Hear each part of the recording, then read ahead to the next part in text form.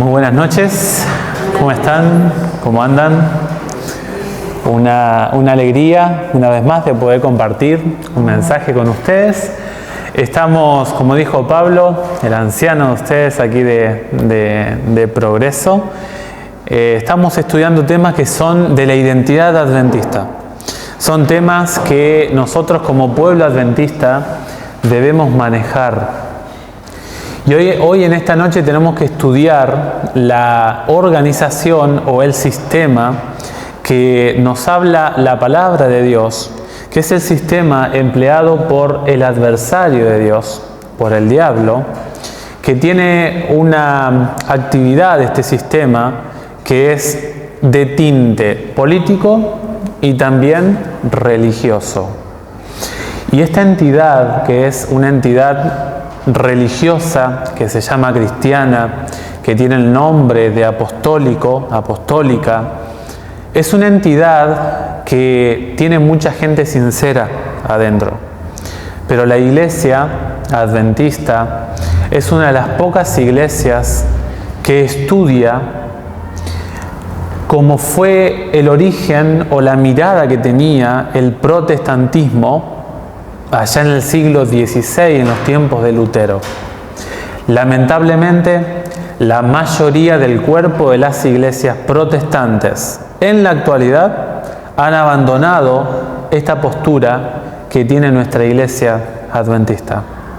La Biblia llama a esto, en Apocalipsis 13, está la primera bestia, que habla justamente del papado, y la segunda bestia, que es la que le va a dar la vida nuevamente al papado. Si hacemos un poquito en la historia así rapidísimo en la profecía, está el imperio de Babilonia, el imperio medo-persa, el imperio griego, el imperio romano. Según la historia, dice la Biblia, que el imperio romano iba a ser una bestia que iba a triturar todo lo que tocara. Y que luego de esa bestia iban a salirle a esa bestia 10 cuernos. Y que luego de esos 10 cuernos iba a salir un cuerno pequeño. Si miramos el cumplimiento de lo que dice la profecía, el Imperio Romano llega hasta el año 476 después de Cristo. En ese entonces el Imperio Romano se fractura y empiezan a llegar las tribus bárbaras. Son las 10 tribus que conforman lo que hoy es Europa. Pero dice la Biblia que el cuerno pequeño iba a arrancar a 3 de ellos. Iba a haber 3 cuernos que se le iban a oponer al poder religioso que se estaba levantando en ese entonces. Luego dice la Biblia que cuando destruye esos 3 cuernos, lo que hace es que va a gobernar por 1260 años. Y esos 1260 años inician en el 538 después de Cristo hasta el año 1798, que es el golpe de la herida mortal. Que Apocalipsis 13 nos dice que en ese entonces le fue sentenciada la herida mortal, que cortaron relaciones todos los estados de esa época y se fomentó y se expandió en el mundo esta idea por la Revolución Francesa. El Reino del Sur, como llama Daniel 11, tiene que ser un poder político que atacó y que le cortó el poder, el vínculo, tanto de lo político como lo religioso que tenía este poder. Cuando miramos este poder, nosotros sabemos que la Biblia lo llama de diversas maneras. Ustedes van a leer en la Biblia, por ejemplo, van a leerlos como el cuerno pequeño, el hijo de perdición, la abominación asoladora. Van a encontrarlos también como Babilonia. Van a ver la imagen de la ramera. Todos estos son nombres, el hombre de pecado, en 2 Tesalonicenses 2, son todos nombres que hacen referencia al mismo poder. Cuando ustedes encuentren estos nombres en la Biblia, sepan que lo que hace la Biblia es armar un rompecabezas. En una parte me cuenta su faceta política, en otro me cuenta su faceta religiosa, En otro me cuenta cuándo empieza. En otro me cuenta, por ejemplo, en Mateo 24, cómo va a trabajar con el pueblo de Dios. El pueblo de Dios dice, cuando empieza a llegar la abominación asoladora, salgan de las ciudades. O sea, estén atentos a la presencia de este poder, porque es el poder que va a empezar a preparar el terreno cuando se le empiece a entregar la autoridad nuevamente, cuando se le sane esa herida mortal, desde el siglo XVIII, este poder se va a levantar nuevamente. Y es interesante que la mayoría de las iglesias hoy en día protestantes, y cuando hablamos de protestantes hablamos de metodistas, bautistas, hablamos de episcopales, hablamos de los pentecostales, el movimiento carismático, son toda la rama de iglesias que en el siglo XVI le dijeron al papado, basta, basta, vos no podés seguir trabajando de esta manera. Pero hoy en día, en la actualidad, ha habido un cambio. Y el cambio no ha ocurrido de parte del papado. El papado sigue con las mismas doctrinas, sigue con la misma identidad. Él no ha cambiado su naturaleza agresiva. En la genética del papado todavía se conserva la persecución para todos aquellos que no vayan de acuerdo a sus ideas. El cambio ha ocurrido en el protestantismo. Los protestantes hoy en día están diciendo que el papado ya no es el mismo que en la Edad Media, que eso quedó atrás, que en la Edad Media, como no había tanto avance de la ciencia, la barbarie estaba a flor de piel, fue porque había confusión. Pero muchachos, cambiemos la mirada. Hoy el protestantismo ha cambiado lo que tiempo atrás, cuando los protestantes enseñaban a sus hijos que el tratar de armonizar con el papado sería deslealtad para con Dios. Los líderes de esta iglesia, cuando se levantaba alguien de las iglesias protestantes, cuando se levantaba alguien que decía en aquella época que el papado, teníamos que tener contacto con el papado, ellos decían, mira, si tú te unes con el papado, estás en deslealtad para con Dios. Hoy en día, en la actualidad, el protestantismo se está postrando ante el catolicismo. Cada vez más protestantes están estudiando en las escuelas católicas. Los seminarios, los seminarios católicos están creciendo cada vez más. La teología, la forma de interpretación profética que está dando sobre todo el preterismo, que es la forma de estudiar la profecía de la Iglesia Católica, está siendo absorbida por gran parte del protestantismo actual. Y la palabra apóstata, en el griego es apostasía, es alguien que ha desertado de la verdad. Es alguien que era adventista y que luego soltó la fe adventista y abrazó otra fe o desechó cualquier tipo de fe. La Biblia llama a ese tipo de decisiones a alguien que es apóstata. Un apóstata es aquel que abandona la verdad una vez conocida. La Iglesia Católica jamás abandonará su pretensión de la infalibilidad. Este es un dogma de la Iglesia Católica. Yo no sé cuántos de acá provienen de la Iglesia Católica, pero saben que la infalibilidad papal, ¿han escuchado lo que es eso? La infalibilidad papal es un dogma. Cuando hablamos de dogma, estamos hablando de que el sumo pontífice de la Iglesia Católica imparte una instrucción al pueblo.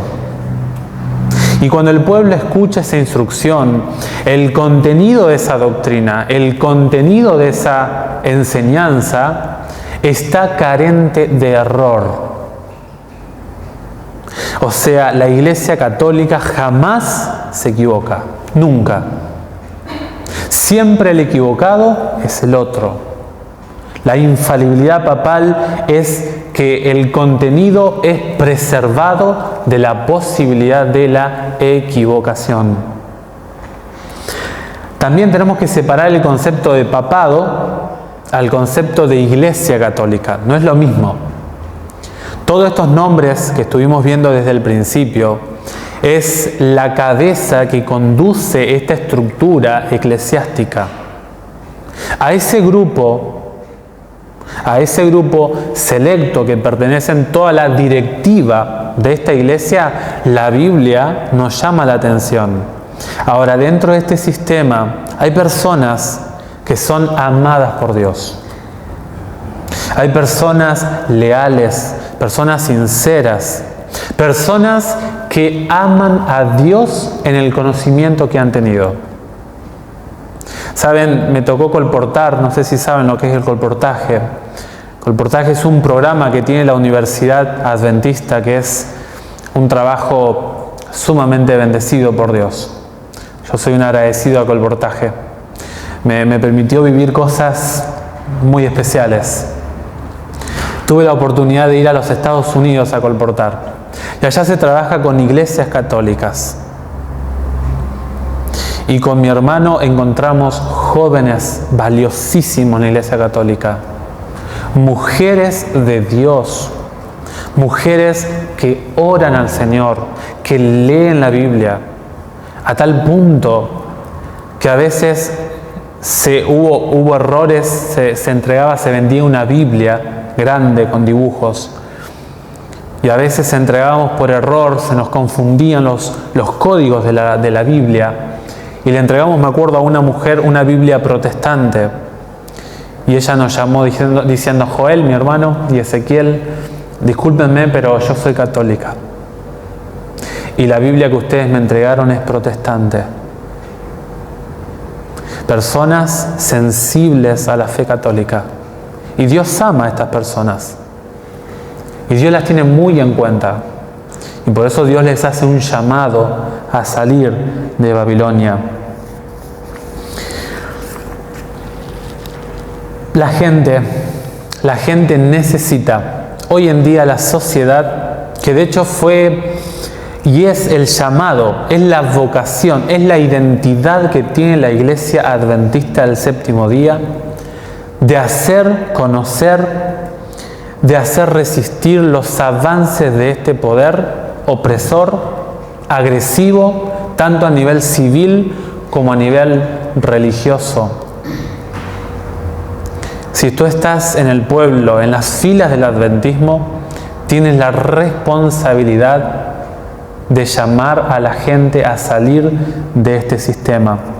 A veces yo he participado de diferentes misas en la Iglesia Católica y saben que a veces parecen aburridas las misas. Pero hay toda una estructura una estructura litúrgica de culto, de adoración en la Iglesia Católica, que tiene una carga psicológica que a veces no nos damos cuenta. Tiene una carga o un impacto en el oferente, en el adorador, tanto a nivel psicológico como a nivel moral y religioso. Cuando nosotros miramos el servicio religioso de la Iglesia romana, es un ceremonial de lo más impresionante que hay. Nosotros vamos a poder ver lo brillante de sus ostentaciones y lo solemne de sus ritos que fascinan al pueblo. Cuando miramos la forma, la estructura de la Iglesia Católica o de las grandes catedrales, tienen un concepto vinculado a la teología que se llama la trascendencia. El mundo pentecostal está en la línea la inmanencia. Hacen a Dios tan cercano a ellos que lo llevan a un mero sentimiento, a una cuestión pasional. Y lloran y descargan y se emocionan. Eso es la teología con una carga inmanente, hacer de Dios tan cercano, rebajarlo a este punto. La trascendencia es hacer de Dios un Dios tan grande, tan sublime, tan poderoso, que cuando uno entra queda impactado por el sonido, por las notas, por las estructuras que tiene la Iglesia Católica. Hace ver al adorador pequeño, hace al adorador distante del Creador. Saben que la Biblia en Apocalipsis 17 habla de la carga o el empleo de las joyas de esta iglesia. El impacto del oro, hay ostentación, hay adorno excesivo. Allí en una de las citas que ustedes tienen en el capítulo 36 del Conflicto de los Siglos, dice: lo brillante de sus ostentaciones y lo solemne de sus ritos fascinan al pueblo y silencian la voz de la razón y la conciencia. Todo encanta a la vista. Un impacto en la adoración. Este esplendor externo y este ceremonial burlan los anhelos del alma enferma de pecado. La religión de Cristo no necesita tales atractivos. El Señor Jesús nos deja la descripción de su novia en Apocalipsis 19. Y dice la Biblia que es una mujer ataviada con lino fino, limpio y blanco. El contraste. La iglesia verdadera con la iglesia apóstata o ramera que habla la Biblia. Hablemos un poquito de dos cuestiones doctrinales de la iglesia que yo creo que son muy peligrosas, sumamente peligrosas. ¿Hasta aquí la tenemos, Pablo? Bien, gracias. Ustedes lo pueden leer en el conflicto, pero hay dos cuestiones que toca Elena de White que son sumamente serios. Uno es el perdón de pecados. Esa frase que dice el sacerdote en latín: ego te absolvo. Te perdono, te extiendo el perdón. Yo soy el representante, yo soy el vicario de Cristo. Vete en paz, que el Señor te ha extendido el perdón. Y el otro aspecto es la confesión auditiva. Las personas van y se confiesan delante del sacerdote. Esto tiene un impacto tremendo. ¿Saben que según la Biblia, cuando la persona confiesa sus pecados, recibe paz del cielo? Recibe renovación interna. Recibe la frescura del perdón de Dios. Dice, por ejemplo, el salmista: feliz aquel cuya transgresión ha sido perdonada y cubierto su pecado. Hay alegría, hay gozo de aquel que experimenta el perdón de Dios. Dice el salmista: feliz el hombre a quien Jehová, no el sacerdote, Jehová no culpa de iniquidad y en cuyo espíritu no hay engaño. La paz viene si confesamos nuestros pecados a Dios. Dice el versículo 3 del Salmo 32: mientras callé, se envejecieron mis huesos y en mi gemir todo el día, porque de día y de noche se agravó sobre mí tu mano. O sea, Dios estaba trabajando en la conciencia del salmista. David, estás pecando. Estás mal. Dios ha dejado la conciencia como un regalo a la raza humana.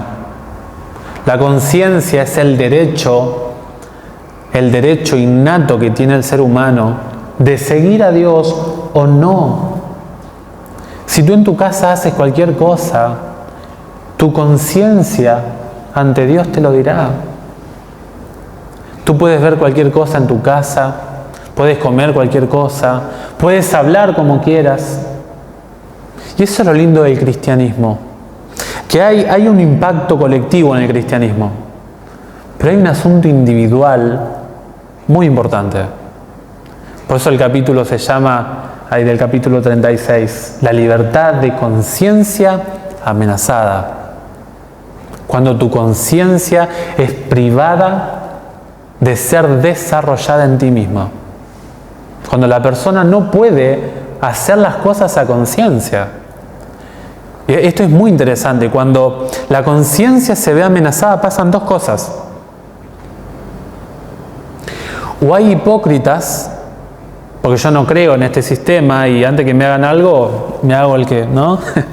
Era lo que pasó con los judíos en Babilonia. Que solo un grupito, un puñadito fue fiel, los demás todo hipócritas. Hipocresía. O el otro asunto es persecución. Si este poder me dice, mira, si tú no te postras, el horno está ahí. Tú dices, mátame. Oh rey, no te vamos a servir, como dijeron los jóvenes. La conciencia es atacada, es rebajada por este poder. Y el salmista termina, el versículo 5 dice, mi pecado te declaré y no encubrí mi iniquidad. Dije, confesaré mis rebeliones al sacerdote. ¿Dice así? Dice, a Jehová. A Jehová. Y tú, Jehová, perdonaste mi pecado. ¿Saben que Elena de White habla del efecto de la confesión y del perdonar pecados? Ella dice, bueno, varias cosas, ¿no? Pero dice, esta confesión degradante de individuo a individuo es la fuente secreta de la cual han provenido muchos de los males que contaminan al mundo. Contaminación por creer en otro hombre. Otro hombre no puede impartir perdón. Un ser humano pecador, que a veces en la noticia sale que violan, que cometen abominaciones, que consumen sustancias dañinas, es una actitud permisiva para el que está confesando. Si ante quien yo me confeso hace eso, entonces yo tengo... La actitud que tiene el pontífice que está a cargo de escuchar la confesión permite o habilita al que está confesando a desarrollar una vida peor que la que está practicando el líder religioso.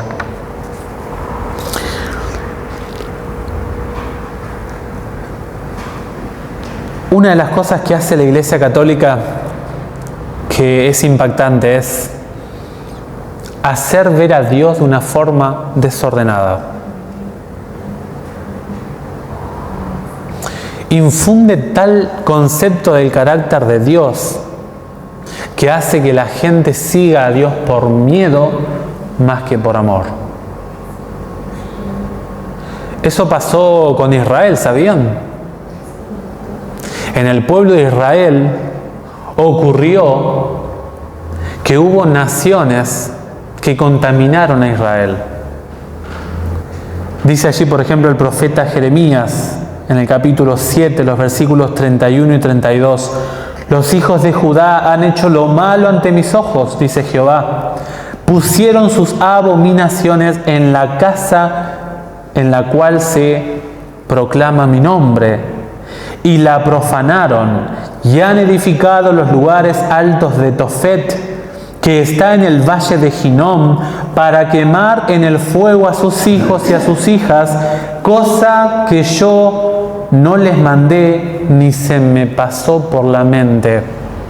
Las naciones cananeas habían transportado, o sea, el pueblo de Israel había importado a esas naciones la idea de que Dios está sediento de ira, que tenemos que entregarle la vida de nuestros hijos para calmar la sed de ira que tiene Dios, la sed de justicia que tiene el Dios del cielo. Y si tú Si tú no sigues a ese Dios, tú te vas a ir al infierno por las eternidades y te vas a quemar y te vas a quemar. Entonces la gente sigue a Dios por temor, desfigura el carácter de amor del Dios de los cielos. Hay varias cosas que hace esta iglesia con aquellos que no lo siguen.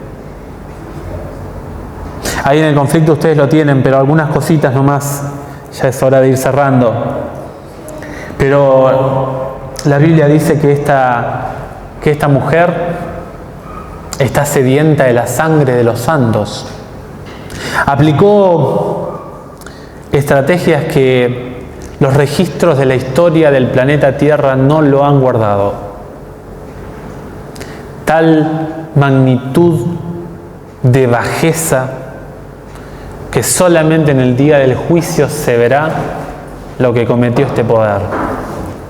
Este poder usó el azote, el hambre, la austeridad física.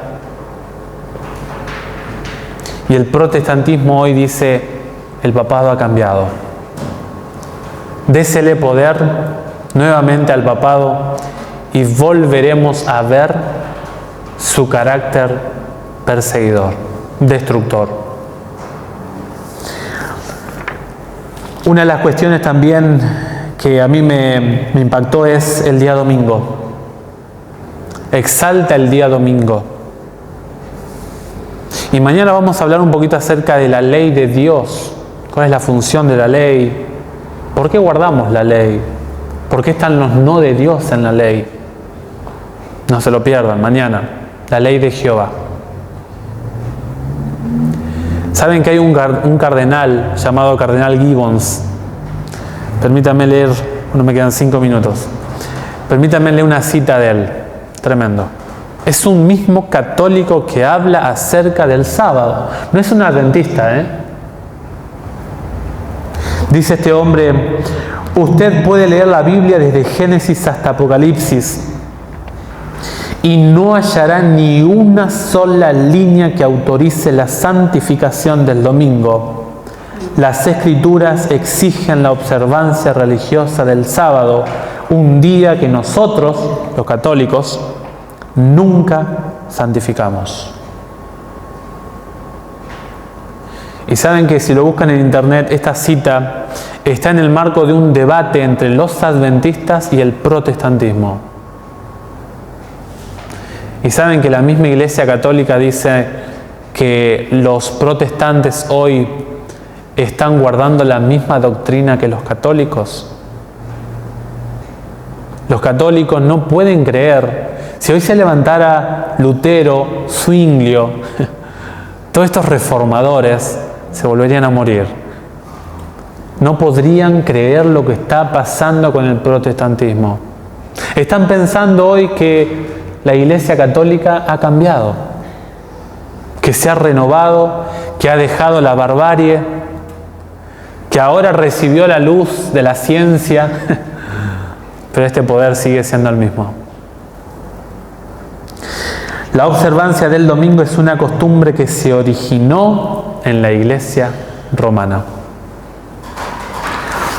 Solamente un llamado.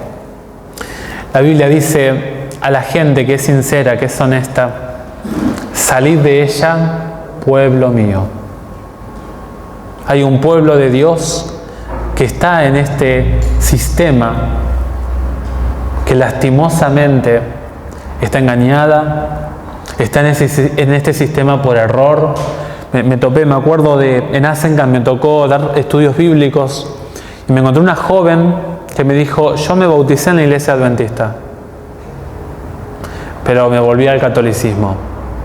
No encontré nada en la iglesia adventista diferente al catolicismo.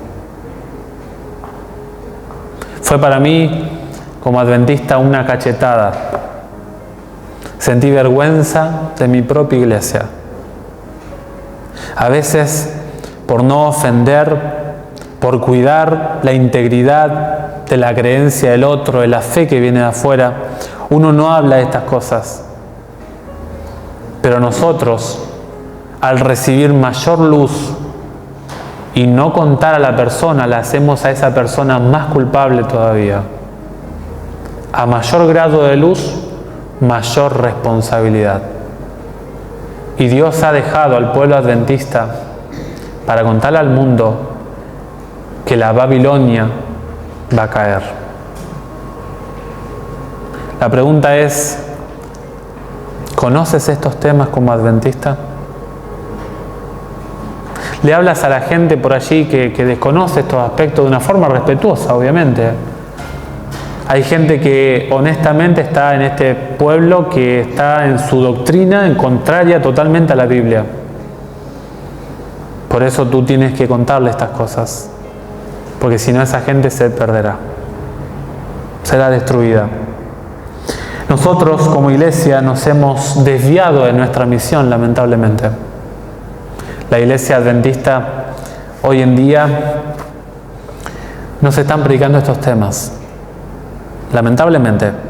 Por eso yo le digo allí, me tocó ayer dar el tema en Malvinas, le digo a mis hermanos, vengan estos días, lean el conflicto. De paso, no sé si, no quiero que me digan, pero como adventista tenemos que leer el conflicto de los siglos. No podés estar en la iglesia más de 5 años sin leer el conflicto de los siglos. Tienes que leer los escritos de nuestra profeta. De lo contrario, creo personalmente, dudo de que seas realmente adventista. Yo deseo de corazón que podamos reflexionar en este capítulo. Ve a tu casa, lee el capítulo, medita en este capítulo y serás bendecido ricamente. Gracias por la atención, que Dios esté con ustedes. Los espero mañana, si Dios quiere. Vamos a estar hablando acerca de la ley de Dios.